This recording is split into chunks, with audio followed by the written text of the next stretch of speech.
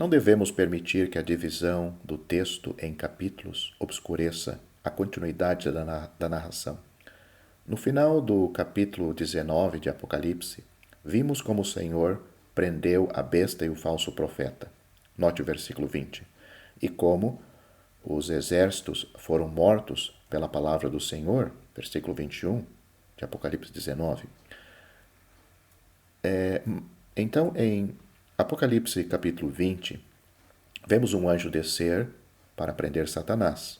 Observe que o Senhor não fez isto pessoalmente, como nos casos da besta e do falso profeta, no capítulo 19 de Apocalipse. Ele confiou esta tarefa de prender Satanás a um anjo. A razão é que esta não é a derrota final de Satanás. Terá de ser posto em liberdade outra vez. Veja, por exemplo, sobre o abismo, no capítulo 9 de Apocalipse, versículo 1. A chave e a cadeia são símbolos claros. Satanás perderá sua liberdade de ação, ficando preso no abismo.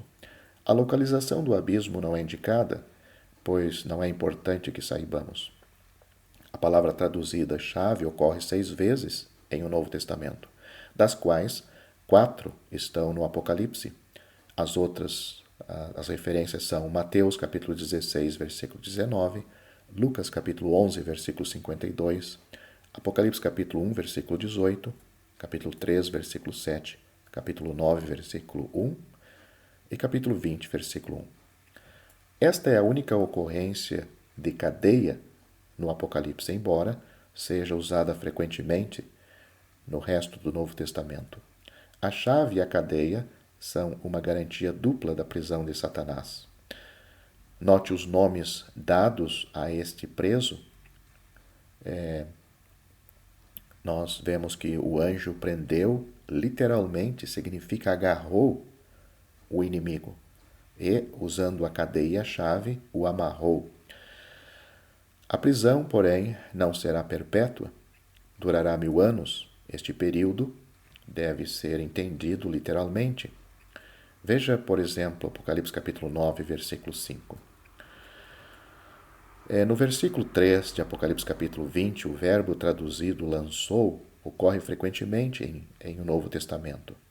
Mas é interessante notar que a sua primeira ocorrência no Apocalipse mostra Satanás lançando cristãos na prisão, em capítulo 2, versículo 10. Mais tarde vemos que Satanás foi lançado na terra, no capítulo 12, versículo 9. Aqui ele é lançado no abismo e ainda veremos como ele será lançado no lago de fogo, em capítulo 20, versículo 10. O verbo traduzido pôs selo que temos aqui, do versículo 3 do capítulo 20, é o mesmo que ocorre tantas vezes no capítulo 7 de Apocalipse. Depois dos 1000 anos, é necessário que Satanás seja solto. Note bem a palavra importa neste versículo 3 de Apocalipse 20. Deus há de demonstrar que a natureza humana, mesmo livre das tentações e das ciladas de Satanás, como será no milênio, é perversa, e para demonstrar isso plenamente é necessário que Satanás seja solto outra vez, mas será por pouco tempo.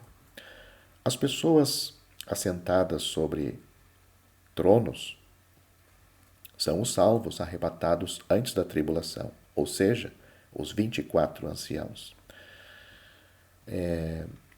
Note isto no versículo 4 de Apocalipse capítulo 20. Vieram do céu com o Cordeiro. É isto que nós temos em Apocalipse capítulo 19, versículo 14. São as mesmas pessoas. No capítulo 19, o Cordeiro estava sobre um cavalo branco. Eles também. No capítulo 20, o Senhor se assentará sobre o trono para julgar. Eles também. Compare com 1 Coríntios capítulo 6, versículo 2. Depois nós temos, nesses versículos de 4 a 6, de Apocalipse capítulo 20, as almas daqueles que foram degolados pelo testemunho de Jesus e pela palavra de Deus. São almas ainda fora de seus corpos. Veja essas almas mencionadas anteriormente no capítulo 6 de Apocalipse, versículos 9 a 11. São santos que morreram pelo seu testemunho e pela palavra de Deus na primeira parte da tribulação, ou seja, os 3 anos e meio de tribulação, os primeiros 3 anos e meios. Depois nós temos os que não adoraram a besta. Leia esses versículos em Apocalipse capítulo 20, versículos 4 a 6. São almas como o segundo grupo que nós acabamos de mencionar, mas morreram na segunda parte da tribulação, por não aceitarem a besta. São mencionados no capítulo 6, versículo 11, como os conservos e irmãos daqueles que morreram na primeira parte. Compare com o capítulo 13, versículo 7, versículo 15 e versículo 17. Alguns consideram estes 2 últimos grupos de almas como sendo um só, mas a estrutura do verbo, do versículo, indica 2 grupos de almas. A palavra no grego seria oitines ou roitines. Separa os 2 grupos. Essa palavra tem esse sentido, além das pessoas mencionadas na primeira parte, que é os crentes, os salvos da igreja, da era da igreja. Na sequência do versículo de 4 a 6, nós vemos que estas almas é dito que, agora, nestes 2 grupos de pessoas, nessa segunda parte, diz que viveram. Isto é, significa que eles ressuscitaram. Estas almas, então, ressuscitaram. Isto refere-se às almas, pois o primeiro grupo já havia ressuscitado fazia vários anos. Os santos, martirizados durante a tribulação, ressuscitarão quando o Senhor voltar à terra e reinarão com Cristo, juntamente conosco, os salvos da era da igreja. Este reino é terreno, mas não devemos pensar que os ressuscitados reinarão na terra. Veremos no capítulo 21 que reinarão sobre a terra e estarão na Nova Jerusalém. Os outros mortos mencionados aqui, no versículo 5 de Apocalipse capítulo 20, são todos os que morreram sem a salvação. Vemos aqui que não haverá uma ressurreição geral, mas sim 2 ressurreições, separadas por um período de mais de 1000 anos. A primeira ressurreição acontecerá em etapas, por ocasião, ou seja, a primeira etapa por ocasião do arrebatamento, ressuscitarão os que são de Cristo. Mas esta primeira ressurreição só será completada alguns anos mais tarde, quando ressuscitarão os salvos que morreram durante o intervalo entre o arrebatamento e a vinda de Cristo à terra para reinar. O verbo traduzido reviveram neste versículo é o mesmo que foi traduzido viveram no versículo anterior. Eu estou falando do versículo 5 e nós temos viveram no versículo 4. Compare com Lucas capítulo 14, versículo 14, capítulo 20, versículo 35 e João capítulo 5, versículo 29. Aquele que participa da primeira ressurreição é bem-aventurado, é isto que diz o versículo 6. A bem-aventurança dessas pessoas está relacionada com a sua separação para Deus. São bem-aventurados e santos. Não participaram dos pecados da besta e do mundo e, consequentemente, não participarão do seu juízo, a segunda morte. Compare com João capítulo 8, versículo 51. Já notamos que reinarão com Cristo durante 1000 anos. Veja o versículo 4 do capítulo 20. E este fato é repetido aqui, no versículo 6 do capítulo 20. Há, porém, um detalhe a mais. É dito que serão sacerdotes neste período do milênio com o reinado. Apocalipse capítulo 20, no versículo 8, nós temos a referência aos 4 cantos da terra, que pode significar as nações do mundo inteiro, ou pode indicar os lugares mais distantes de Jerusalém, que será o centro. Jerusalém será o centro no milênio. Se for neste segundo sentido, vemos que mesmo durante o milênio, corações perversos, que não apreciarão o governo do Senhor, procurarão afastar-se o mais longe possível dele, e, consequentemente, o diabo achará nestas terras longínquas muitos dispostos a segui-lo. O fato destas nações serem chamadas de Gog e Magog confirma esta interpretação. Já podemos notar, como no Apocalipse, são usados nomes do Antigo Testamento em um sentido figurado ou moral. Veja, por exemplo, Jezabel, no capítulo 2, versículo 20.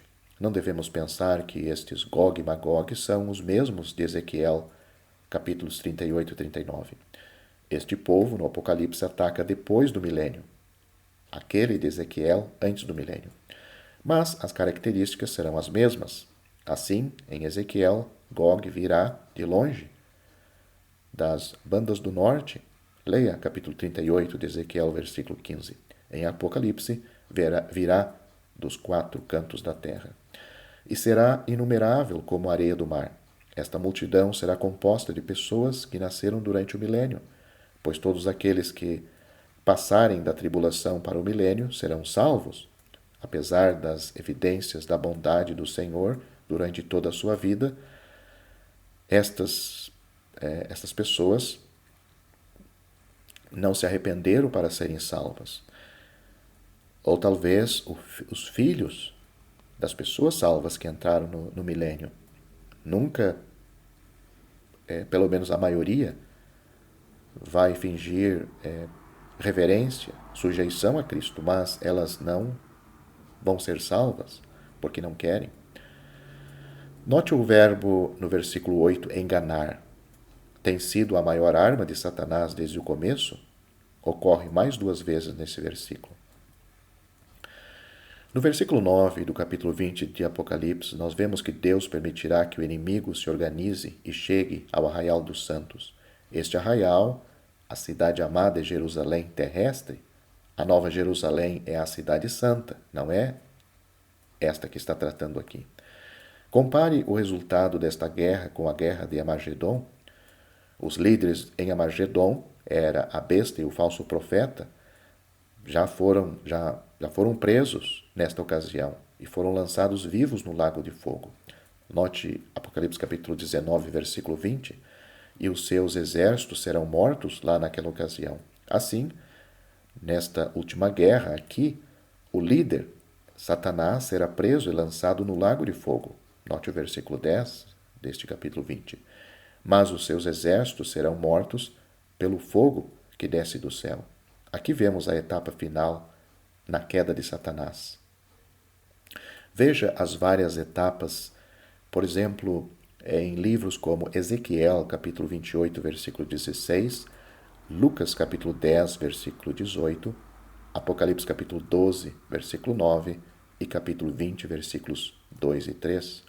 Observe bem que a besta e o falso profeta foram lançados no mesmo lago de fogo e enxofre 1000 anos antes. Leia capítulo 19, versículo 20, com o capítulo 20, versículo 2. Mas quando Satanás também for lançado ali, os primeiros 2 ainda estarão naquele lugar. Não serão aniquilados. No final do versículo encontramos a forma plural do verbo. Eles serão atormentados. Este versículo prova, irrefutavelmente, que os perdidos existirão eternamente, em plena consciência e tormentos. Se você gostou deste vídeo, deixe seu joinha, isso nos ajudará a divulgá-lo. Também não se esqueça de inscrever-se em nosso canal, ative o sininho das notificações para que você receba os novos vídeos, deixe seus comentários. Obrigado por assistir este vídeo.